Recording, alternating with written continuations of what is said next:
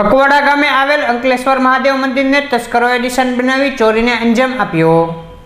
અકવાડા ગામે આવેલા અંકલેશ્વર મહાદેવ મંદિરને તસ્કરોએ ત્રીજી વાર મંદિરને નિશાન બનાવ્યું હતું। આ મંદિરમાં અગાઉ પણ 2 વખત ચોરીનો બનાવ બન્યો છે, ત્યારે ત્રીજી વાર પણ તસ્કરોએ મંદિરની દાનપેટી તોડી રોકડ રૂપિયા તેમજ અન્ય બીજી ચીજવસ્તુઓની ચોરી કરી તસ્કરો નાસી છૂટતા મંદિરના પૂજારીએ પોલીસને જાણ કરતા પોલીસે દોડી આવી જરૂરી કાર્યવાહી હાથ ધરી હતી।